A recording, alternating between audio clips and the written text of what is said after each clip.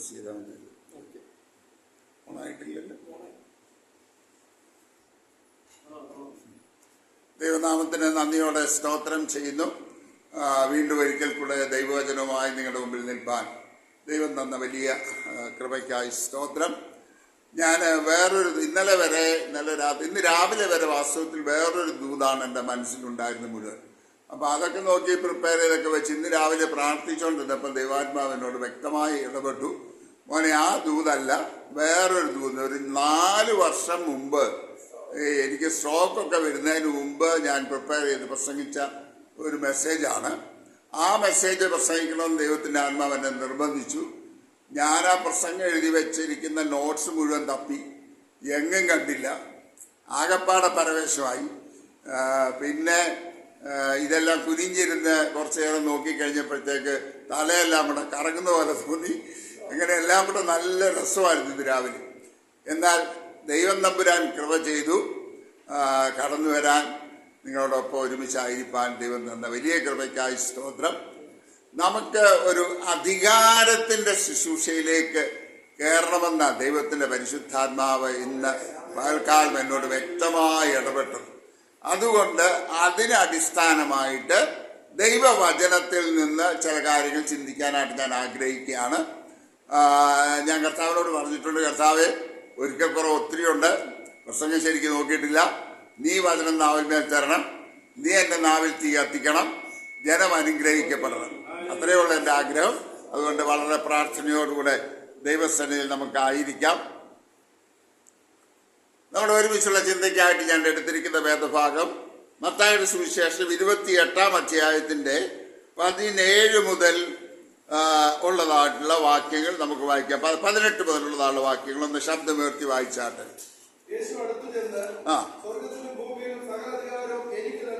സ്വർഗത്തിലും ഭൂമിയിലും സകല അധികാരവും എനിക്ക് നൽകപ്പെട്ടിരിക്കുന്നു.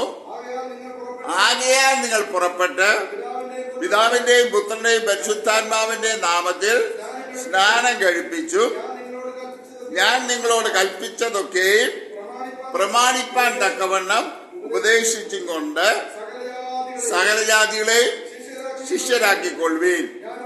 ഞാനോ ലോകാവസാനത്തോളം എല്ലാ നാളും നിങ്ങളോട് കൂടെയുണ്ട് എന്ന് അരുളി ചെയ്തു. പ്രാർത്ഥിക്കാം. ഞങ്ങളുടെ വാഴ്ത്തപ്പെട്ട സ്വർഗീയ പിതാവേ, സംഭവപരമായ ഒരു വർഷക്കാലം ഞങ്ങളെ വിട്ട് കടന്നു പോവുകയാണ്. 2024 ജാനുവരി 1-ാം തീയതി മുതൽ ഈ 29-ാം തീയതി വരെയും അങ്ങയുടെ സാന്നിധ്യം ഞങ്ങളോട് കൂടെ ഉണ്ടായിരുന്നു. അവിടുന്ന് ഞങ്ങളെ താങ്ങി നടത്തി, അവിടുന്ന് ഞങ്ങളെ ബലപ്പെടുത്തി, ഇത്രത്തോളം അവിടുന്ന് ഞങ്ങളെ കൊണ്ടുവന്നു. എല്ലാറ്റിനും നന്ദി നന്ദി നന്ദി. ഹൃദയത്തോടെ ഞങ്ങളെ സ്തുതിക്കുന്നു, ആരാധിക്കുന്നു, വന്ദിക്കുന്നു, മഹത്വപ്പെടുത്തുന്നു. ഞങ്ങൾ വചനത്തിൽ വിരിക്കുമ്പോൾ ഹൃദ്യമായി ഞങ്ങളോട് സംസാരിക്കണം, ഹൃദ്യമായി ഞങ്ങളോട് ഇടപെടണം. നാവിന്മേൽ അഗ്നിയുടെ അഭിഷേകം തരണം. കുഞ്ഞാടിന്റെ രക്തത്താലടിയുടെ നാവിനെയും ചിന്തകളെയും ഒന്നുകൂടെ ശുദ്ധീകരിച്ച് വെടിപ്പാക്കി വിശുദ്ധിയോടെ അവിടുത്തെ വിശുദ്ധ വചനം ഇന്ന് അങ്ങയുടെ ജനത്തിന് വിളമ്പുവാൻ അവിടുന്ന് അതിനെ അധികാരപ്പെടുത്തി മറക്കണമെന്ന് പ്രാർത്ഥിക്കുന്നു. സ്വർഗത്തിൽ നിന്നുള്ള ഒരു പുതിയ അധികാരപടിയുടെ മേൽ പകരുന്നത് കൊണ്ട് ഞങ്ങൾ ഇതിനെ സ്തുതിക്കുക. സകല മഹത്വം അപ്പച്ചന് തരുന്നു, പുത്രന്റെ വിലയേറിയ നാമത്തിൽ തന്നെ. ഈ വാക്യം നമ്മൾ ചിന്തിക്കുമ്പോൾ പലപ്പോഴും നമ്മൾ ഒരുപാട് ഈ വാക്യത്തെ കുറിച്ച് പ്രസംഗം കേട്ടിട്ടുള്ളതാണ്.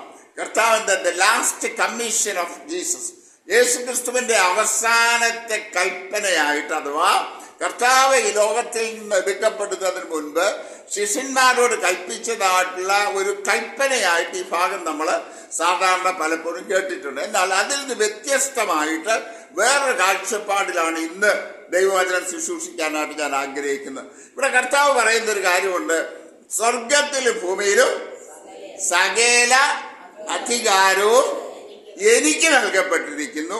ആകയാൽ നിങ്ങൾ പുറപ്പെട്ട് പിതാവിന്റെയും പുത്രന്റെയും പരിശുദ്ധാത്മാവിന്റെ നാമത്തിൽ സ്നാനം കഴിപ്പിച്ചും സകല ജാതികളെയും എന്റെ ശിഷ്യരാക്കിക്കൊള്ളുവിൻ. ഞാനോ ലോകാവസാനത്തോളം എല്ലാ നാളത്തേക്കും.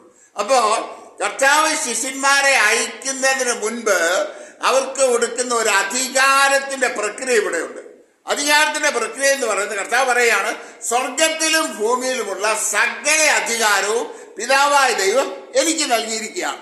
അങ്ങനെ പിതാവായ ദൈവം എനിക്ക് നൽകിയിരിക്കുന്ന ഈ അധികാരം, സ്വർഗത്തിലും ഭൂമിയിലുള്ള സകല അധികാരവും ഞാൻ ആർക്ക് തരിക? ഉറക്കപ്പറ. നിങ്ങൾക്ക് തരിക. ശിഷ്യന്മാർക്ക് മാത്രമല്ല, ഈ വചനത്തുള്ള വാഗ്ദത്തങ്ങൾ മുഴുവൻ ആർക്കുള്ളതാ? 12 ശിഷ്യന്മാർക്ക് മാത്രം ഉള്ളതാണോ? ഒരിക്കലുമല്ല. വിശ്വസിക്കുന്ന ഏവർക്കുമുള്ള അവകാശമാണ്.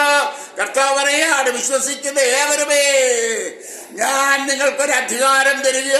എന്റെ അധികാരം സ്വർഗത്തിലും ഭൂമിയിലുമുള്ള സകല അധികാരവും ഞാൻ നിങ്ങൾക്ക് തരിക. ഹല്ലേലൂയ. വിശ്വസിക്കാൻ പറ്റുമോ? കർത്താവിന് എന്തെല്ലാം അധികാരം ഉണ്ടായിരുന്നു, അവൻ ഈ ലോകത്തിൽ ചെയ്തത് എന്തൊക്കെയാണെന്ന് നമുക്കറിയാം, അല്ലെ? കർത്താവ് യോഹന്നാന്റെ സുവിശേഷം 14-ാം അധ്യായത്തിന്റെ 12-ാം വാക്യം ഒന്ന് എടുത്ത് വായിച്ച്.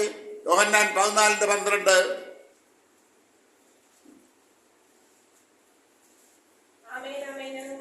ആമേൻ ആമേൻ ഞാൻ നിങ്ങളോട് പറയുന്നു, ഞാൻ ചെയ്യുന്ന പ്രവൃത്തി എന്നിൽ വിശ്വസിക്കുന്നവനും ചെയ്യും.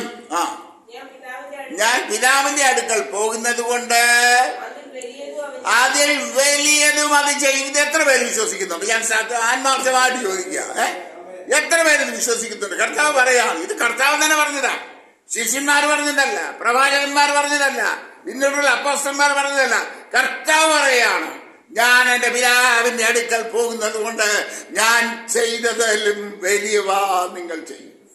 Hallelujah, hallelujah. പ്രിയമുള്ളവരെ, ദൈവത്തിന്റെ പരിശുദ്ധാത്മാവ് എന്നെ നിങ്ങളെ കുറിച്ച് ആഗ്രഹിക്കുന്നത് നമ്മൾ ഈ ഒരു അധികാരത്തിന്റെ ശുശ്രൂഷയിലേക്ക് കയറണം. നമ്മൾ യാചകന്മാരല്ല. യാചകന്മാരെന്ത് ചെയ്യും? അവര് നമ്മുടെ വീടിന്റെ പുറത്ത് വന്ന് ഇന്ന് തരണേന്ന് യാചിക്കും. നിങ്ങളുടെ കുഞ്ഞുങ്ങളെങ്ങനെ സ്കൂളിൽ നിന്ന് വരുന്നേ? സ്കൂളിൽ നിന്ന് എങ്ങനെയാ വരുന്നേ?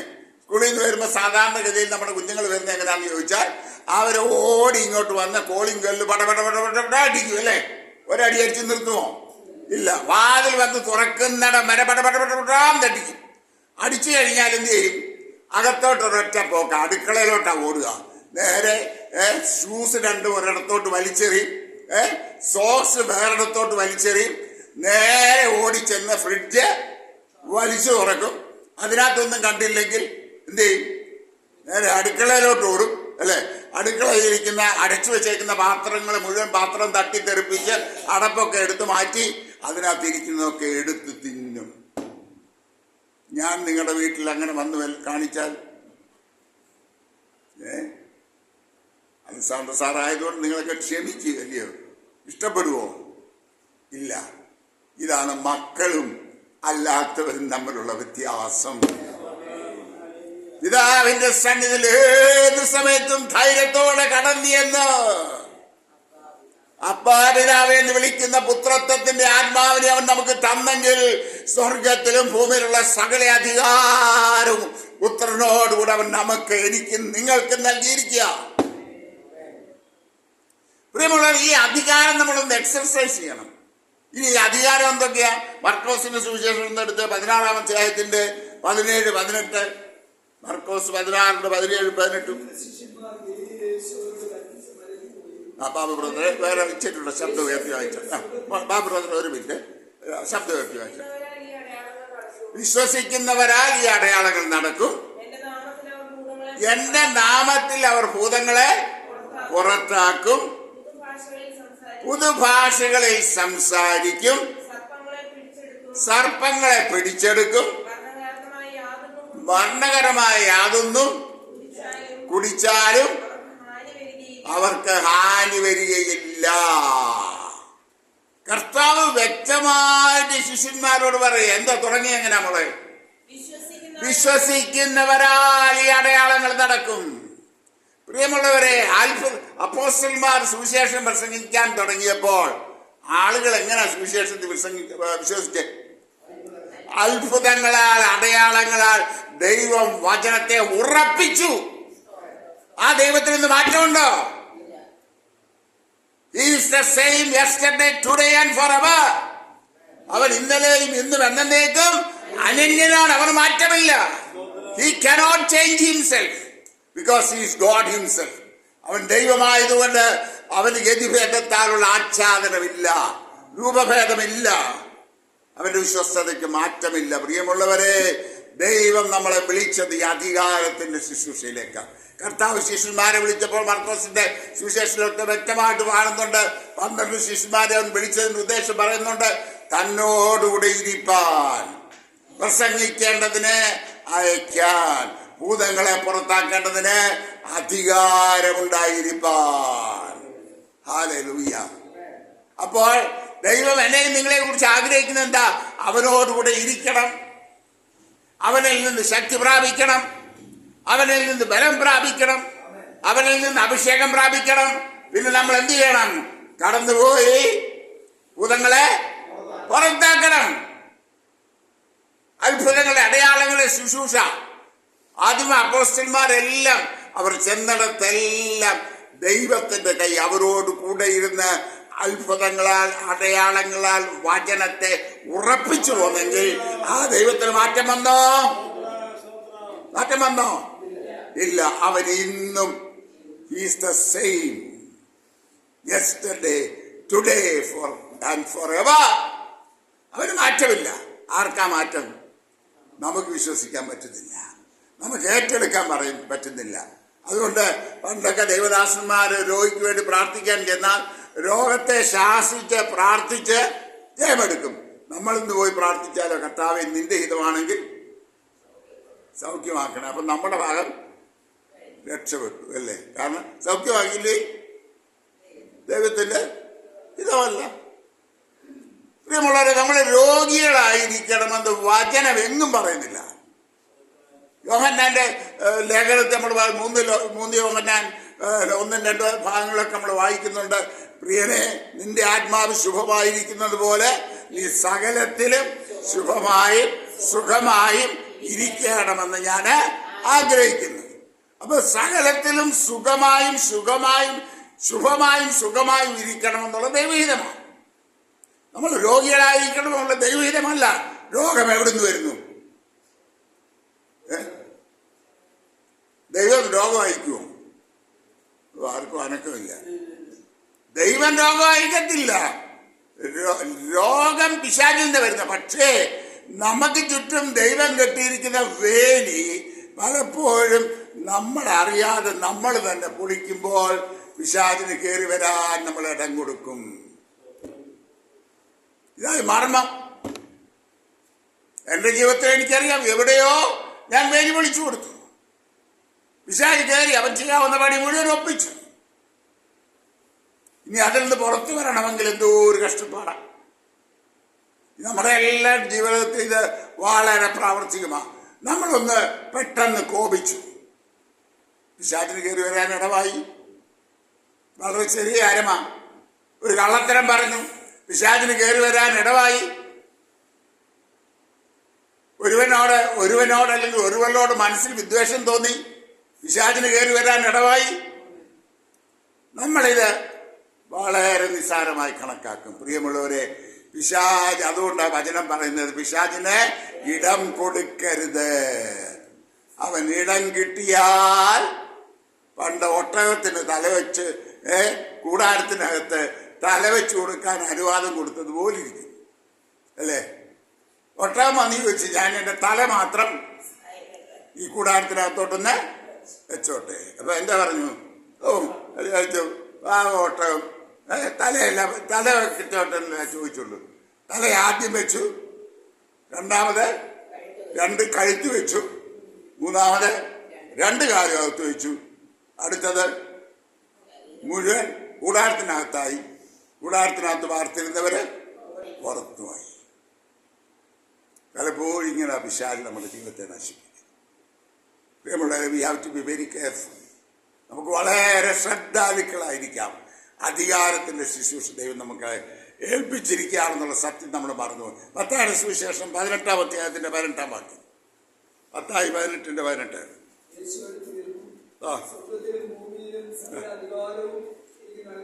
മത്തായി 18:18. നിങ്ങൾ ഭൂമിയിൽ കെട്ടുന്നതെല്ലാം സ്വർഗത്തിലും കെട്ടപ്പെട്ടിരിക്കും.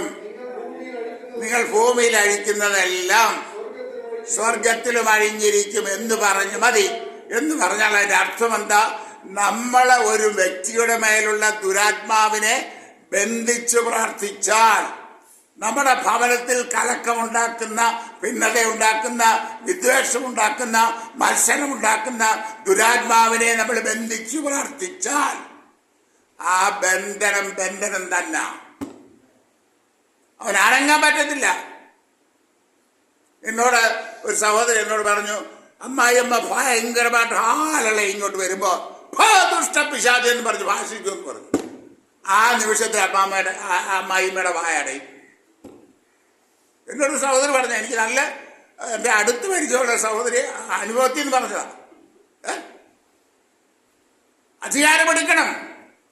പലപ്പോഴും ഞാൻ കഴിഞ്ഞ പ്രാവശ്യം പറഞ്ഞതാന്ന് തോന്നുന്നു, ഈ നമ്മുടെ വീടുകളിലൊക്കെ കലക്കം ഉണ്ടാക്കുന്നതിൻ്റെ മെയിൻ വ്യക്തി പിശാചാണ്. നമ്മളവരെ ബന്ധിച്ച് പ്രാർത്ഥിക്കണം.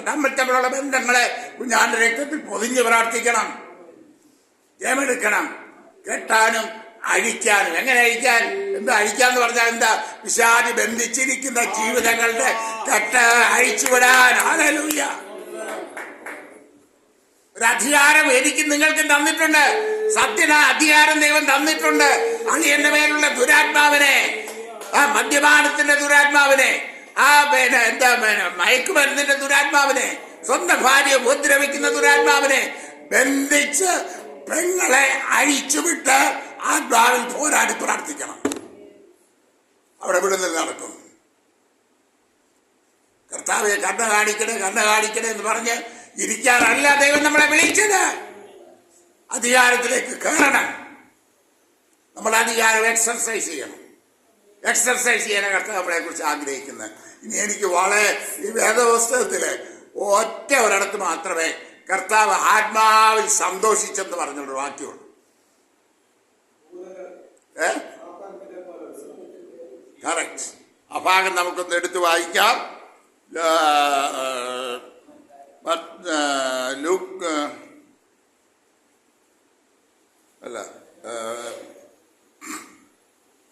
ലൂക്കോസിന്റെ സുവിശേഷം 10-ാം അധ്യായത്തിന്റെ 17 പോലുള്ള ഭാഗങ്ങളെടുത്ത്. ലൂക്കോസ് 10:17 മുതൽ 21 വരെ.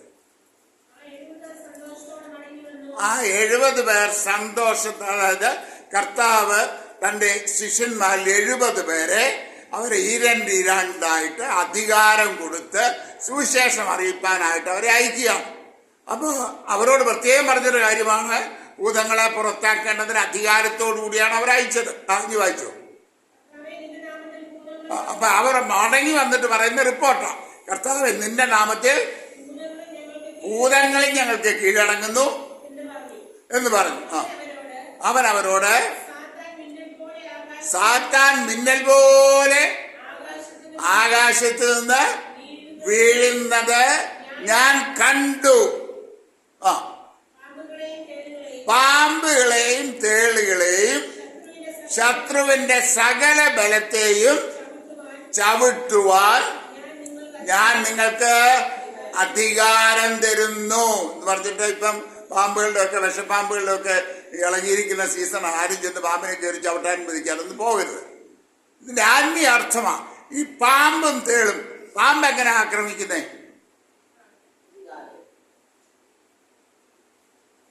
മുന്നിൽ നിന്നാണോ പുറകിൽ നിന്നാണോ? പലപ്പോഴും നമ്മുടെ മുന്നിലല്ലേ ആക്രമിക്കുന്നത് പാമ്പ്. അവനെ ഒന്ന് എറിഞ്ഞാൽ അവൻ നേരെ മുമ്പിൽ വന്ന് പത്തി പൊക്കി നിൽക്കും. അതാ പാമ്പ് എന്ന് പറഞ്ഞാൽ നമ്മുടെ നേരെ നമുക്ക് കാണത്തക്കവണ്ണം നമുക്ക് വരുന്ന അറ്റാക്കുകളാണ് പിശാചിന്റെ അറ്റാക്ക്. തേളെങ്ങനെ? തേളിന്റെ കുത്താരും കൊണ്ടിട്ടില്ല അല്ലേ? ഉണ്ട്. അപ്പൊ കുഞ്ചമ്മ പറഞ്ഞേ, എങ്ങനെ തേളിന്റെ കുത്ത് കിട്ടിയേ? പുല്ലറുത്ത കൂട്ടത്തിൽ അതിന്റെ ഇടയ്ക്ക് നിന്ന് പുറകിൽ നിന്ന് ഒരൊറ്റ പിടുത്തം അല്ലേ? പിടിച്ചു കഴിഞ്ഞപ്പോഴറിഞ്ഞ്. അപ്പോ ഈ തേളെന്ന് പറയുന്നത് പുറകിൽ നിന്ന് കുത്തുന്നത്, മനസ്സിലായി? ആത്മീയ ഓളത്തില് പുറകിൽ നിന്ന് കുത്തുന്നത് കൊണ്ട് മുന്നിൽ നിന്നും കുത്തും. അനുഭവിച്ചിട്ടുണ്ടോ? ആത്മീയ ഓളത്തിൽ മാത്രമല്ല, ലൗകിക ഓളത്തിലും ഉണ്ട്. നേരെ മുന്നേ നിന്ന് ആക്രമിക്കും. അത് പറ്റാത്തവൻ പുറകെ നിന്ന്. ഇതിന് എല്ലാത്തിൻ്റെ പേരും അധികാരം കർത്താവ് നമുക്ക് തന്നു. ഈ ബാലസിംഹത്തെയും പെരുമ്പാമ്പിനെയും വ്യതിച്ചു കളയും. എന്ത് മെതിക്കാന്ന് പറഞ്ഞ കറ്റ മെതിക്കാന്ന് പറഞ്ഞ അർത്ഥം എന്തുവാ?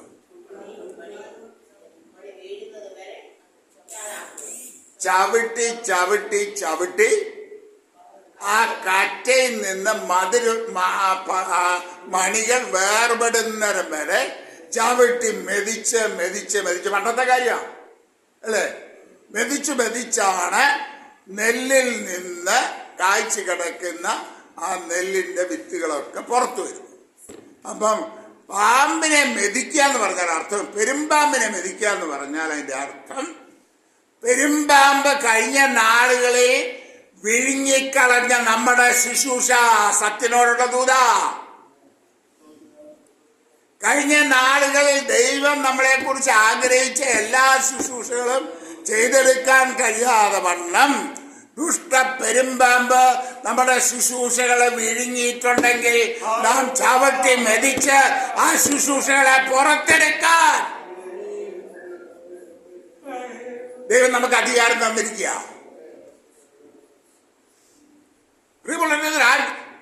ഈ പ്രസംഗം കേൾക്കണം, വേണം വേണമെന്നുള്ളവരൊക്കെ ദൈവക്ക് വേണം അല്ലേ?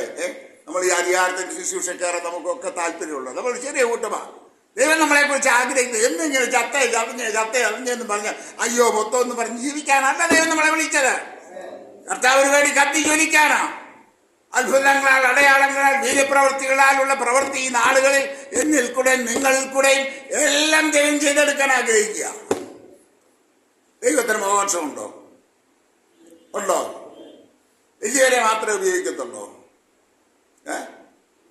ഇവൻ കൊള്ളാം അല്ലേ, ഇവൻ MP MRCP, അതുകൊണ്ട് കൊള്ളാം, ഇവനെ ഒന്ന് ഉപയോഗിച്ചേക്കാം എന്ന് വിചാരിച്ചാണോ ദൈവം ഡോക്ടർ സത്യനെ തെരഞ്ഞെടുത്തത്? അന്നോ ഡോക്ടറെ? അല്ല, എന്നെ തെരഞ്ഞെടുത്ത അങ്ങനല്ല. ഞാൻ ഇന്ന് രാവിലെ ഓർത്തു, ദൈവമേ, എൻ്റെ ജീവിതത്തിൽ സംഭവിച്ച പാളിച്ചകളും വീഴ്ചകളും പാപങ്ങളും ഒക്കെ ഇവിടുന്നുകൊണ്ട് ഞാനൊന്ന് തുറന്ന് പറഞ്ഞാൽ വിദ്യാഭ്യാസം എൻ്റെ ചെവിക്ക് പിടിച്ച് പറയും, പുറത്തോട്ടിറക്കിയിട്ട് പറയും, സാർ ഇങ്ങോട്ട് വരിക വേണ്ട, അങ്ങ് പോയ വഴിക്ക് അങ്ങ് പൊയ്ക്കോന്ന് പറയും.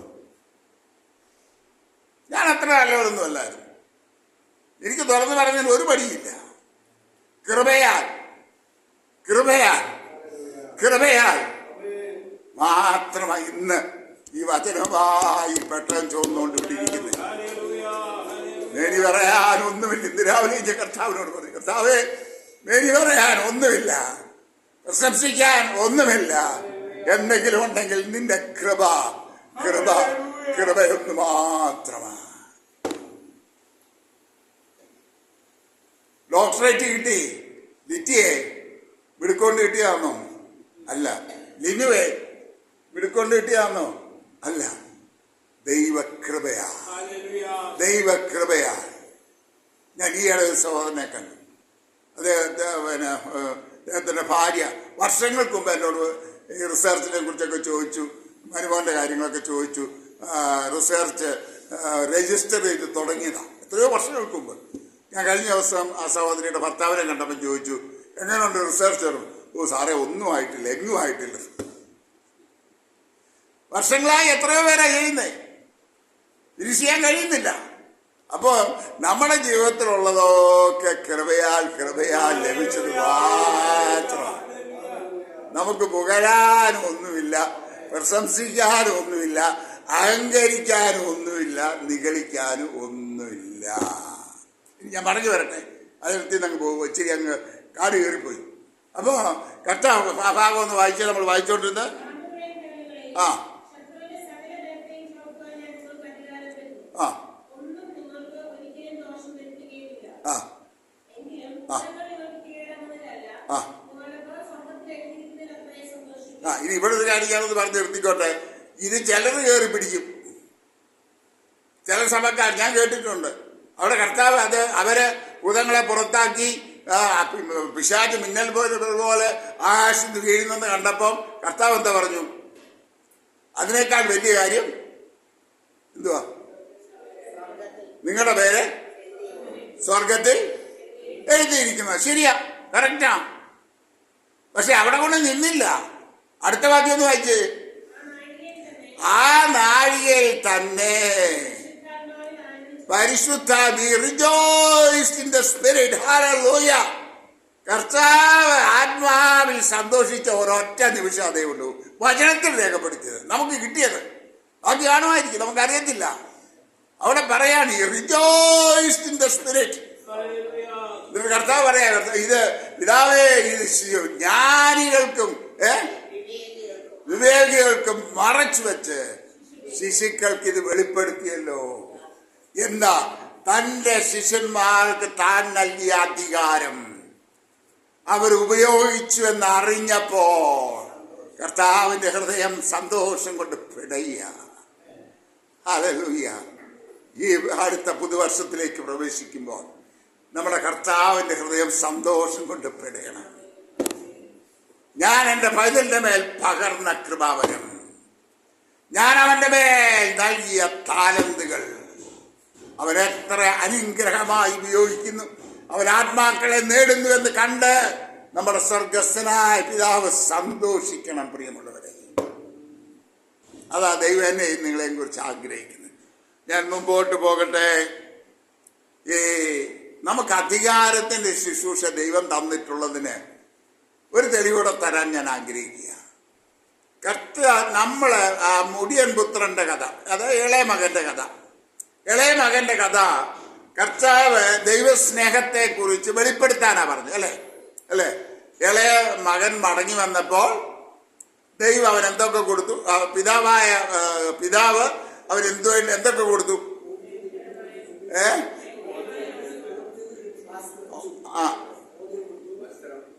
ആദ്യം അവന്റെ മുഷിഞ്ഞ വസ്ത്രം മാറ്റി, പിന്നെ പുതിയ വസ്ത്രം ധരിപ്പിച്ചു. എന്താ പുതിയ വസ്ത്രം?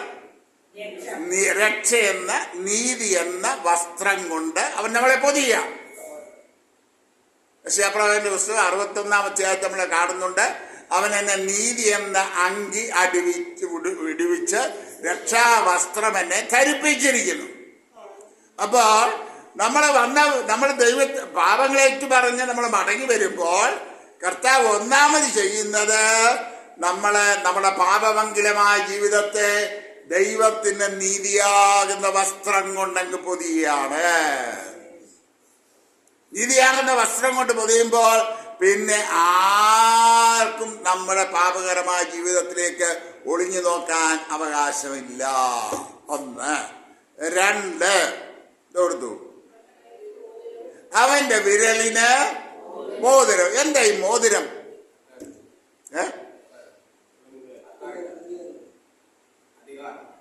അധികാരത്തിന്റെ ചിഹ്നമാ മോതിരം. നമ്മുടെ പാരമ്പര്യ സഭകളിലൊക്കെ ബിഷപ്പന്മാര് ഒരു മോതിരമൊക്കെ ഇടുമല്ലോ. പോപ്പിനും ഉണ്ടൊരു മോതിരം. ഞാൻ അതിലേക്കൊന്നും കടക്കുന്നില്ല, അത് വചനാനുഷ്ഠാനമല്ല. നമ്മൾക്ക് എല്ലാവർക്കും ദൈവം ഒരു മുദ്രമോതിരം തന്നിട്ടുണ്ട്. ഹഗ്ഗായിയുടെ പുസ്തകം 2-ാം അധ്യായത്തിന്റെ 21-ാം വാക്യം എടുത്തേ. ഹഗ്ഗായി 2:21. സൈന്യങ്ങളുടെ യഹോവയുടെ അരുളപ്പാട്, എന്റെ ദാസനായ സെരുബ്ബാബേലേ, ഞാൻ നിന്നെ എടുത്ത് മുദ്രമോതിരമാക്കും. ഈ മുദ്രമോതിരം എന്ന് പറഞ്ഞാൽ എന്തുവാ? എസ്തേറിന്റെ പുസ്തകത്തിലേക്ക് നമുക്കൊന്ന് പോകാം. എസ്തേറിന്റെ പുസ്തകം 3-ാം അധ്യായത്തിന്റെ 10-ാം വാക്യം. അപ്പോൾ രാജാവ് തന്റെ മോതിരം കയ്യിൽ നിന്ന് ഊരി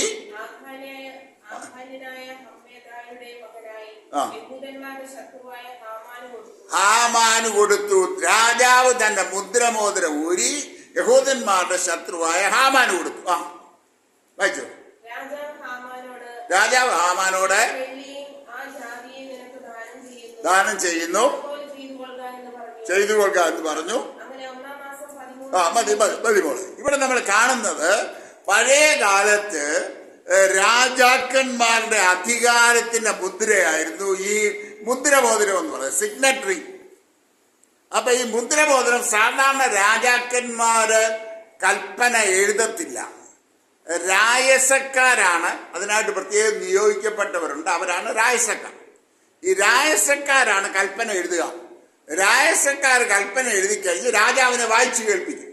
അപ്പൊ രാജാവ് തന്റെ വിരലിലുള്ള മുദ്ര, വലത്ത് കൈയുടെ വിരലിൽ ഇട്ടിരിക്കുന്ന മുദ്രമോതിരം അതിന്മേൽ സീൽ ചെയ്ത് കഴിഞ്ഞാൽ that becomes the official commandment of the king. രാജാവിന്റെ ഔദ്യോഗിക കൽപ്പനയാണ്. അങ്ങനെയാണെങ്കിൽ ഞാൻ ആഴത്തിലേക്ക് കടക്കാൻ ശ്രദ്ധിച്ചു കേൾക്കണം. രാജാവ് സർവത്തിന്റെയും സൃഷ്ടിതാവായ ദൈവം എന്നെയും നിങ്ങളെയും അവന്റെ മുദ്രബോധനമാക്കിയെന്ന് പറഞ്ഞാൽ അതിന്റെ അർത്ഥം എന്തുവാ? കർത്താവ് നമ്മളോട് പറയുക, നിനക്ക് വേണ്ടിയത് എഴുതിക്കോ, ഞാൻ അതിന്റെ അടിയിൽ സീൽ ചെയ്യാം. ഇതൊരു വലിയ മർമ്മമാണ്. പക്ഷേ ഒരു കാര്യം ഓർത്തോണം, ഒരു ദൈവവൈതലാണെങ്കിൽ വേണ്ടാത്തത് അവിടെ എഴുതുവോ? എന്താ എഴുതത്തുള്ളൂ? ദൈവഹിതപ്രകാരമുള്ളത് എഴുതത്തുള്ളൂ. അതുകൊണ്ട് കർത്താവിനത് അറിയാം. അതുകൊണ്ടാണ് നമ്മൾ ഈ മുദ്രമോതിരം മിസ്യൂസ് ചെയ്യത്തില്ലെന്ന് തമ്പുരാൻ അറിയാവുന്നത് കൊണ്ട് ആ മുദ്രമോതിരം നമ്മളെ ധരിപ്പിക്കുന്നത്. പക്ഷെ ഇന്ന് ആത്മീയകോളത്തിൽ ഈ മുദ്രമോതിരം ഒരുപാട് മിസ്യൂസ് ചെയ്യുന്നുണ്ട്. കാര്യസാധ്യത്തിന്, പ്രശസ്തിക്ക്, പണസമ്പാദനത്തിന്. കടത്തി പറയുന്നില്ല, നമ്മൾ സോഷ്യൽ മീഡിയയിൽ നിന്ന് കേട്ടോണ്ടിരിക്കുക അല്ലെ, ദൈവനാമം ദുഷിക്കപ്പെടുക. അതിനല്ല ദൈവം നമുക്ക് ഈ മുദ്രമോതിരം തരുന്നത്. വാസ്തവമായി നാം ആവശ്യത്തിലിരിക്കുന്ന ജനത്തിനു വേണ്ടി കണ്ണുനീരോടുകൂടെ ദൈവസന്നിധിയിൽ പ്രാർത്ഥിക്കുകയും അവന്റെ ആവശ്യങ്ങളിൽ മേൽ നമ്മുടെ മേൽ വെച്ചിരിക്കുന്ന അധികാരം എക്സർസൈസ് ചെയ്ത് അതിനെ എൻഫോഴ്സ് ചെയ്യാനും അവർക്ക് വാങ്ങിച്ചു കൊടുക്കാനുമുള്ള ഒരു അവകാശം ദൈവം നമുക്ക് തന്നിട്ടുണ്ട്. ഇത് വളരെ ആഴത്തിലുള്ളൊരു മർമ്മമാണ്. കയറി വരാൻ പറ്റുമോ? നമുക്ക് ഈ അധികാരത്തിലേക്കൊന്ന് കയറി വരാൻ പറ്റുമോ? പുതിയ വർഷത്തിൽ, കഴിഞ്ഞ വർഷം നമുക്ക് ഈ അധികാരം ദൈവം തന്നത് നമ്മൾ അറിഞ്ഞില്ല. പക്ഷേ അറിഞ്ഞു കഴിഞ്ഞപ്പോൾ ഈ അധികാരം, അതുകൊണ്ടാണ് കർത്താവ് പറഞ്ഞത്, എന്റെ നാമത്തിൽ നിങ്ങൾ ഭൂതങ്ങളെ പുറത്താക്കും, പുതുഭാഷകളിൽ സംസാരിക്കും, രോഗികളുടെ മേൽ കൈവച്ചാൽ അവർക്ക് സൗഖ്യം വരും. പ്രിയമുള്ളവരെ, ഈ ദൈവം നമ്മളെ മുദ്രബോധനം അണിയിച്ചിരിക്കുക. നമുക്ക് ഈ മുദ്രബോധനം നമ്മളൊന്ന് എക്സർസൈസ് ചെയ്യണം. നമ്മൾ ഈ മുദ്രബോധനം ഒന്ന് ഉപയോഗിക്കണം. അധികാരത്തിന്റെ ശുശ്രൂഷയിലേക്ക് കയറി വരുവാൻ, കർത്താവിന് വേണ്ടി ആത്മാക്കളെ നേടാൻ, അത്ഭുതങ്ങളാൽ, അടയാളങ്ങളാൽ വചനത്തെ ഉറപ്പിക്കുന്ന ശുശ്രൂഷ. ഇനി അപ്പോസ്തല പ്രവർത്തികളിലേക്ക് നമുക്കൊന്ന് ചെല്ലാം. അപ്പോസ്തലന്മാർ, അവർക്ക് അക്ഷരാർത്ഥത്തിൽ ദൈവം അവരിൽ കൂടെ ചെയ്ത അത്ഭുതങ്ങൾ. അപ്പോസ്തല പ്രവർത്തികൾ 3:6